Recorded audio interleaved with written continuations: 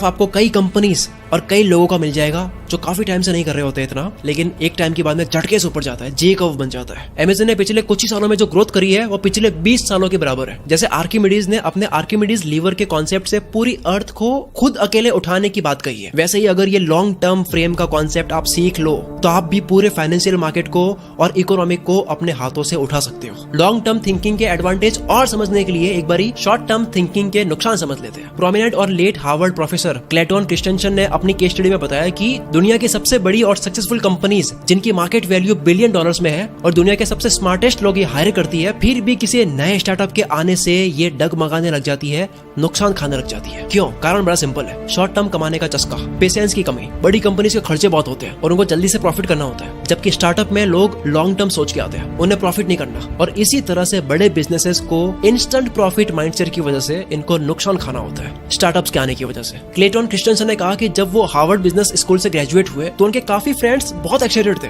जोश से भरे थे, जल्दी कुछ बड़ा करना चाहते थे, एस्टैब्लिश करना चाह रहे थे, प्रूव करना चाह रहे थे। शुरुआती कॉलेज रियूनियंस में जब वो मिलते हैं तो काफी हैप्पी और सक्सेसफुल साउंड करते हैं, अपनी अचीवमेंट्स के बारे में बात करते हैं, लेकिन धीरे धीरे चीजें खराब होने लगी। हर कोई इतना सक्सेसफुल नहीं रहा, कुछ के बच्चे उनसे छीन लिए गए, कुछ कंपनी फ्रॉड में फंस गए, कुछ खराब हेल्थ की वजह से सफर कर रहे थे। कारण क्या था? कारण बड़ा सिंपल था, कॉलेज से निकलते हैं एनर्जी बहुत ज्यादा होती है और इस वक्त वो इंसान कुछ बड़ा करना चाहता है, कमाना चाहता है, और इस हाल में वो लॉन्ग टर्म नहीं सोचता है, वो शॉर्ट टर्म बेनिफिट चाहता है, वो मेहनत करता है और वो अपने सारे रिसोर्सेज यूज कर लेता है बिना लॉन्ग टर्म सोचे। और ये आप लोगों के लिए भी सबसे बड़ा लेसन है, जो भी लोग मेरी उम्र के आसपास है। अगर आपको एंजाइटी होती है, जल्दी करना है, बड़ा करना है, सब कर रहे हैं, मुझे भी करना है, शरीर दिमाग की वॉट लगा रहे हो लेकिन हो नहीं रहा है कुछ बड़ा, तो आप रुक जाओ, शॉर्ट टर्म खेल छोड़ दो, बड़ा खेलो। छोटी छोटी बहुत सारी मछलियां नहीं पकड़नी है, एक बड़ी मछली पकड़नी है, क्योंकि इंसान फोटो लगाता है एक बड़ी मछली के साथ में, बहुत सारी मछलियों के साथ नहीं। मैंने पिछली वीडियो में कोट बोला था कि छुटपुट लड़ाई दूसरों को जीतने दो, लेकिन विराट युद्ध आपको जीतना है। आपकी नजर एक बड़ी जीत पे होना चाहिए। ये देखो शॉर्ट टर्म स्ट्रेटजी का ग्राफ, शुरू में ग्रीन है, प्रॉफिट है, लेकिन बाद में सिर्फ लॉस ही लॉस है। लेकिन वही दूसरी तरफ लॉन्ग टर्म स्ट्रेटजी का ग्राफ देखो,